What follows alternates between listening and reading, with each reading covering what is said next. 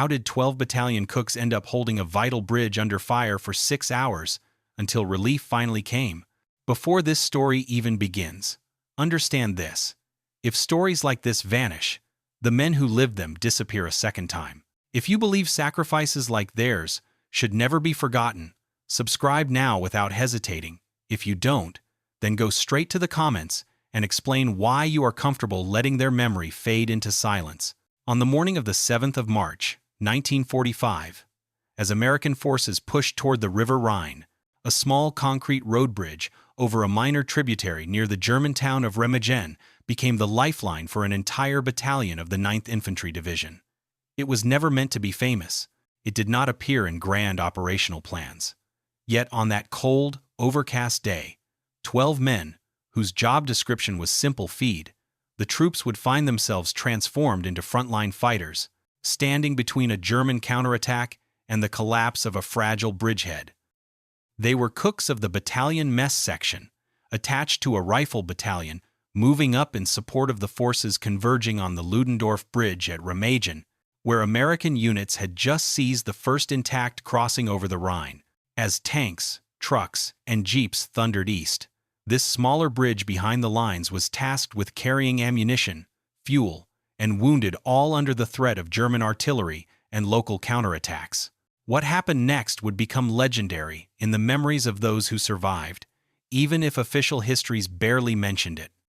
The United States Army Field Kitchen in the Second World War was part of a company or battalion headquarters designed to feed 150 to 180 men with 2 hot meals per day, breakfast and supper, while lunch often remained a cold combat ration.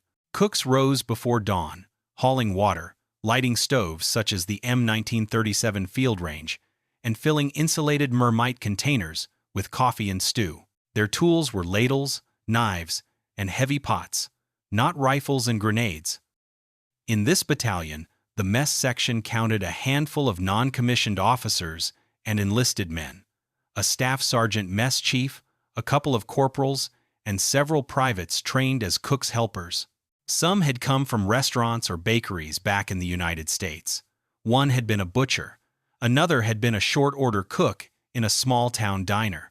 Together, they formed the anonymous backbone of the unit's morale, serving hot food in mud, snow, and dust.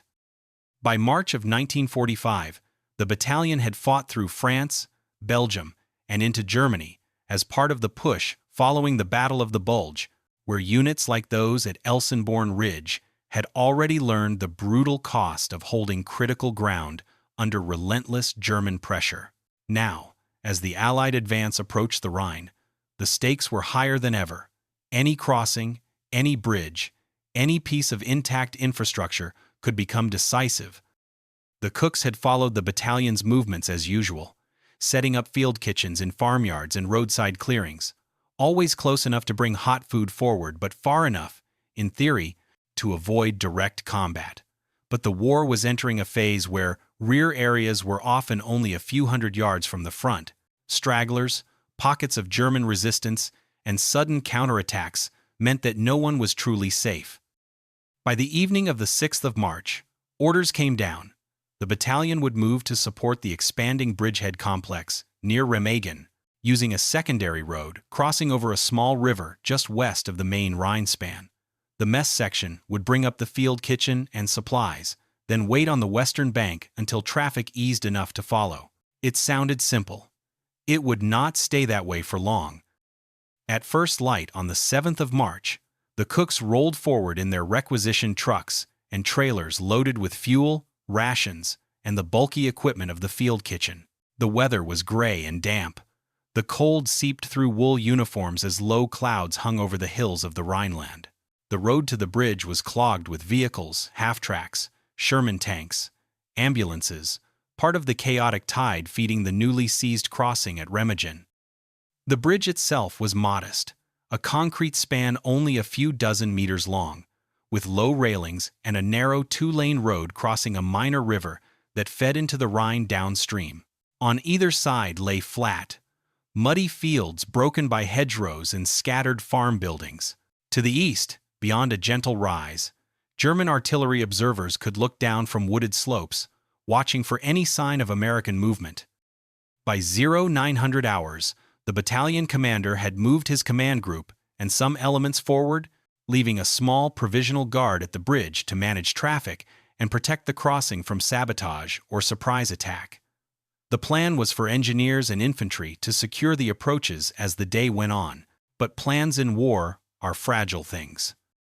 The mess section, parked on the western side, just off the road, near a ruined farmhouse, whose roof had been peeled back by earlier shell fire.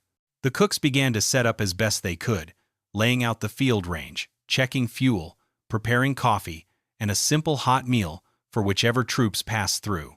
They had rifles. Of course, every soldier did, but their primary mission was to feed, not fight. Around 1000 hours, the first signs of trouble appeared. German artillery, ranging for the main bridge at Remagen, began to walk its fire along the approaches and nearby roads. Shells whistled overhead and exploded in the fields nearby, sending showers of mud and shrapnel into the air. Trucks lurched forward, drivers hunching low over their wheels. Officers shouted for everyone to clear the road. The provisional guard at the bridge, mostly military police, and a handful of support troops, took cover in shallow ditches and behind abutments as fragments clanged off the concrete. A few vehicles were hit, blocking lanes and forcing others to detour. Amid the chaos, rumors spread. German infantry had been spotted probing to the northwest, trying to find weak spots in the American perimeter. By 1200 hours, the situation had worsened. Reports filtered back that German units, including elements of infantry and remnants of armored formations, were probing around the periphery of the Remagen bridgehead, looking for crossing points, artillery targets, or chances to cut supply lines. One such route led straight toward the Cook's Bridge. The battalion commander, forward with his rifle companies, could spare no infantry to secure what was assumed to be a rear area crossing. The engineers scheduled to arrive had been redirected to critical work near the main Rhine bridge. In this gap between intent and reality, 12 cooks, a few drivers, and a scattering of clerks and mechanics found themselves dangerously alone. Little did they know that by mid-afternoon they would be the only combat-ready force standing between that bridge and a German counterattack. By 1300 hours, the artillery grew heavier. The distant Rhine crossing at Remagen was under constant bombardment as German guns tried desperately to destroy the intact Ludendorff Bridge and stem the American advance. But some batteries shifted fire to secondary roads and crossings, seeking to disrupt reinforcements and supplies. Shells began to bracket the small bridge where the cooks waited. One round exploded just 200 yards short, shattering windows in the ruined farmhouse and peppering the field kitchen trailer with shrapnel.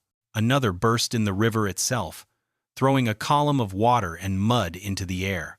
The cooks hit the ground, hearts pounding. The mess sergeant, a grizzled staff sergeant with years in uniform, quickly took stock. The men had M1 Garand rifles, a couple of M1 carbines, sidearms for the non-commissioned officers, and a few crates of grenades that had been tossed into the truck with other supplies. One of the drivers had an M1919 machine gun mounted on his Jeep, normally used more for show than serious fighting. It would soon become their lifeline. At 1330 hours, a radio message crackled in. The battalion was engaged further east and could not spare a platoon to hold the bridge. Enemy infantry patrols had been sighted moving through nearby woods, possibly trying to find a way to outflank the main defenses. The bridge, though minor on a map, was now a potential vulnerability. The order was simple and brutal. Hold that bridge.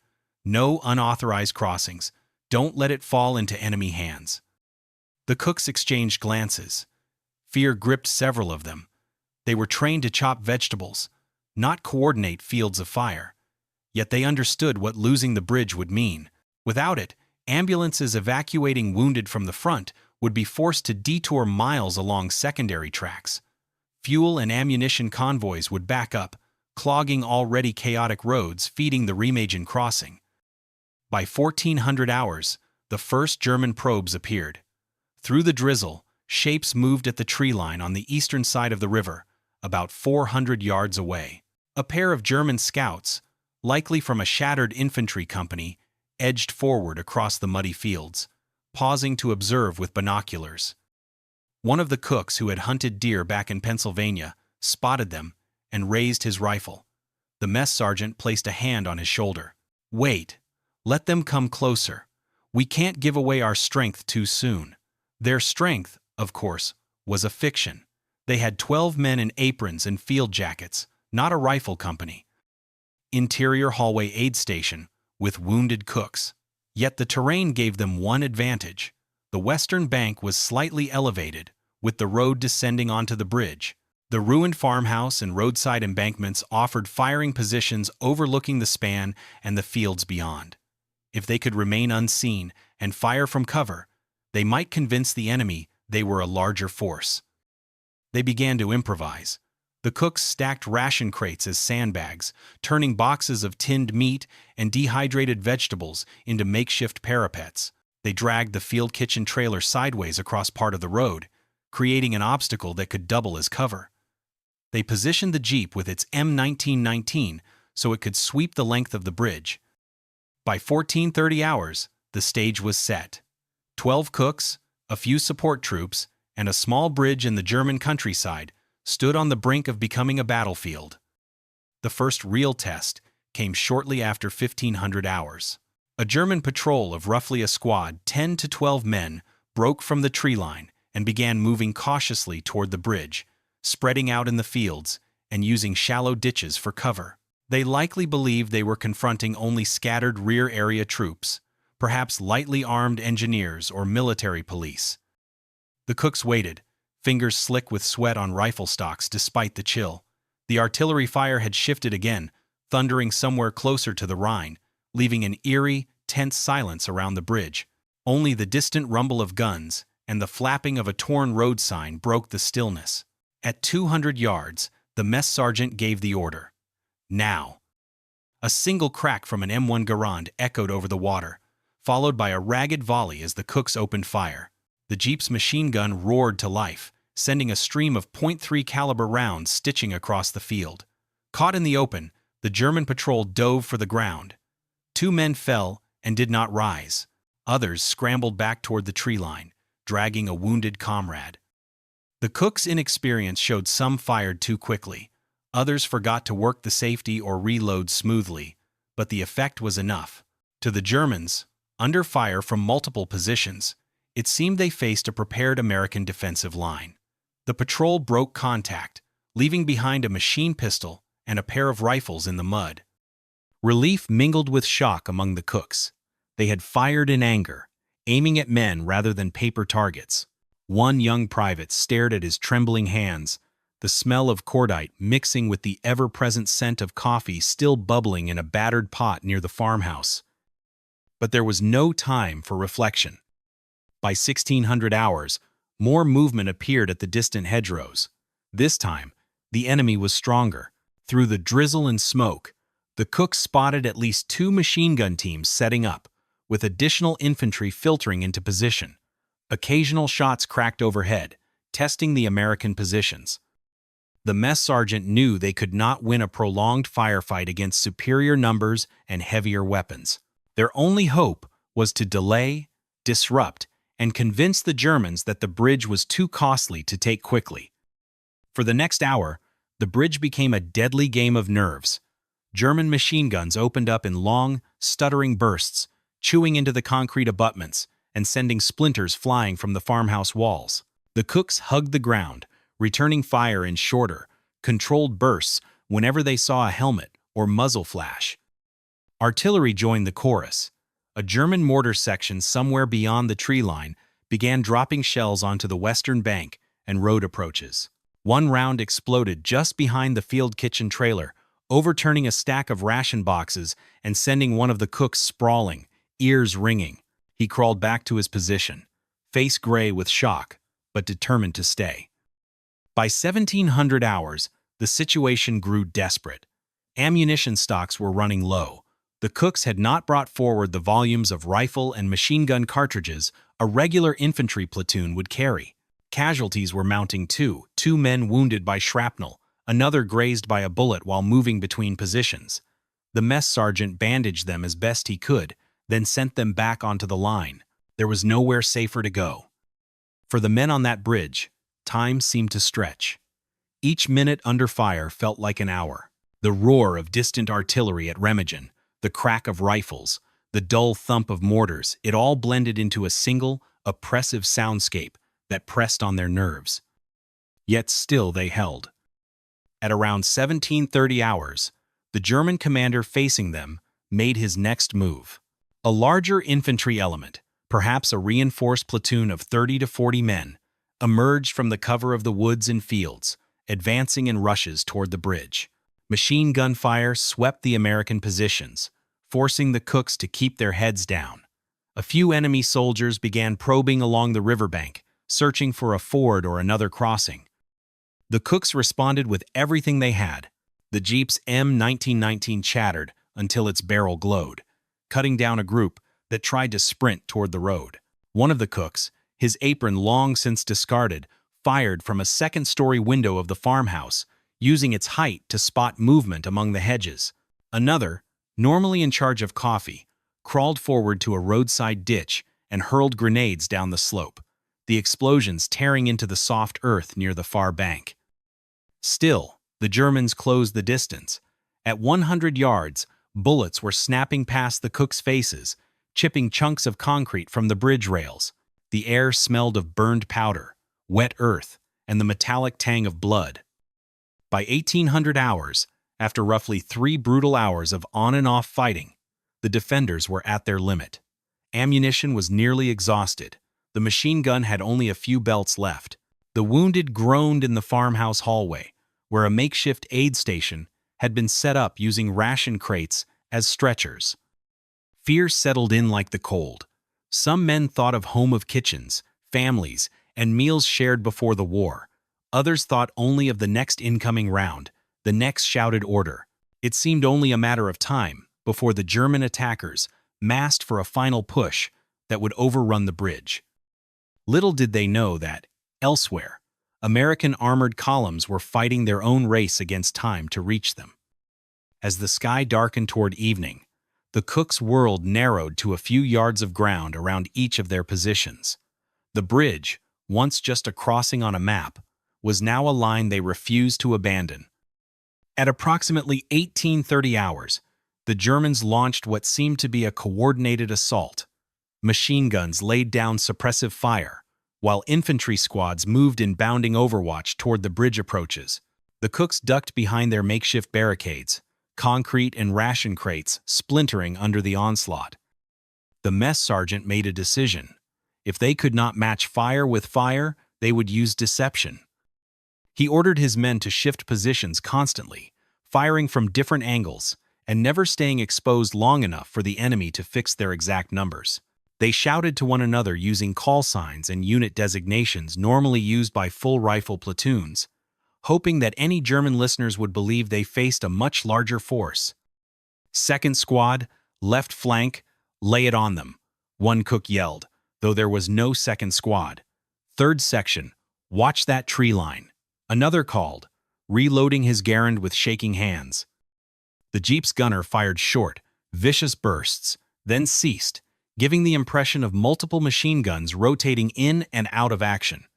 In reality, his ammunition belts were nearly empty. At one point, the barrel began to smoke, and the mess sergeant slapped his shoulder. "Give it a rest, or we'll burn it out." For the German commander, peering through field glasses across the darkening fields, the picture was confusing. Resistance from the bridge was stubborn and seemed more organized than a handful of rear-area troops should be. Infantry, advancing across open ground, risked heavy casualties in the face of even a modest, well-sighted defense. As the clock crept toward 1900 hours, the cooks clung to their positions. They had now been under intermittent fire and in active combat for roughly 6 hours. Their day transformed from routine food preparation to desperate battle. Exhaustion weighed on them. Their shoulders ached from firing. Their eyes stung from smoke and grit. Then, at last, a new sound cut through the steady background of small arms fire and distant artillery. the low, rumbling growl of engines. From the west, down the same churned-up road that had brought them to the bridge, came the silhouettes of American vehicles, jeeps, half-tracks, and the unmistakable shapes of Sherman tanks emerged from the gloom, their engines laboring as they climbed a slight rise. Relief had come. An armored infantry company, redirected from the main axis of advance toward Remagen, had finally been dispatched to reinforce secondary crossings and secure the bridge network feeding the bridgehead. Guided by frantic radio messages about heavy contact and enemy probing attacks, they now rolled toward the small bridge where 12 cooks had held a line meant for many more. The mess sergeant saw the first Sherman crest the rise and felt something inside him unclench.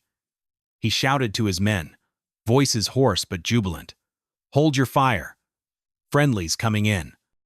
The German attackers heard the tanks as well. For infantry, already wary of crossing open ground under small arms fire, the arrival of armored support on the American side changed the equation completely. The first Sherman swung its turret toward the fields beyond the bridge and fired a high-explosive round. The shell detonated near the hedgerow, sending earth and debris skyward. Within minutes, the balance of firepower had shifted. American tank and half-track machine guns stitched the tree line, while the cooks, now joined by infantry, debussing from the half-tracks, added their remaining rounds to the barrage. Under this pressure, the German force began to break contact, melting back into the woods to seek cover from the pounding. The crisis had passed. The bridge, battered but still intact, remained in American hands. When the shooting finally died down and darkness settled fully over the countryside, the armored infantry officers walked the short span of the bridge, seeing the evidence of the day's battle. Craters pocked the approaches. Spent cartridge cases littered the roadway and ditches. The field kitchen trailer bore scars of shrapnel. Shattered ration crates were strewn about, their contents mixed with mud. Near the farmhouse, medics worked under dimmed lights, treating the wounded, both cooks and support troops, who had held their positions under fire for hours. Casualty numbers were modest compared to major battles, but for a group whose original mission had been to feed rather than fight, the cost was stark. Several wounded, one dead, all from a section that had begun the day with 12 men. The battalion commander arrived later that night, having fought his way back from the forward area once the situation allowed. He listened as the mess sergeant, still streaked with grime and blood, outlined the events: the first patrol, the escalating attacks, the dwindling ammo, and the improvisations that had created the illusion of a larger force. He understood what their stand had bought him. For 6 critical hours, while the Remagen bridgehead was still fragile and supply routes were under threat, the Cook's defense of that small crossing had ensured a steady flow of traffic ambulances carrying wounded, trucks hauling fuel and ammunition, staff vehicles rushing officers and messages. Without that flow, some units at the front might have fought with empty fuel tanks and half-empty magazines. Official recognition, as so often in war, was limited. In the larger narrative of the Remagen crossing and the Rhine campaign, grander operations and more famous units dominated the headlines and after-action reports. Yet within the battalion, the story of the bridge cooks became a point of pride. Several of the men received commendations. The mess sergeant was awarded the Bronze Star for valor, cited for organizing an improvised defensive force and maintaining a critical crossing under sustained enemy fire. 2 others received the Army Commendation Medal for their actions in manning machine guns and forward positions, despite wounds. More important than decorations, however, was what their story represented. It showed that in the chaos of the Second World War, roles could change in an instant. A cook, a clerk, a driver, any soldier could find themselves at the decisive point, forced to make life and death decisions under fire. Across theaters, from Normandy's bridge fights at places like La Fière and Chef du Pont to the Rhine crossings, small groups had held key crossings with whatever men were on hand: paratroopers, engineers, and sometimes, yes, cooks. Their actions rarely earned more than a line or two in the official histories, But for those who crossed those bridges later, or who were evacuated over them alive instead of left behind, those few men were heroes. In the years after the war, as veterans returned home, many spoke more readily of long marches, bitter winters, or big battles than of a single desperate day on a nameless bridge. Some of the cooks went back to working in restaurants and diners, back to the world of stoves and menus rather than rifles and ammunition belts. Yet, sometimes, when old comrades gathered and the conversation turned to the time we thought we were finished, the story of 12 battalion cooks holding a bridge for 6 hours would surface. The laughter and horror mingled memories of ruined ration crates and glowing machine gun barrels, of fear, determination, and the moment they finally heard the growl of tank engines rolling to their rescue. This was just one of countless untold stories from the Second World War. Subscribe to WWII Lost Records as we continue to bring these forgotten chapters of history back to life.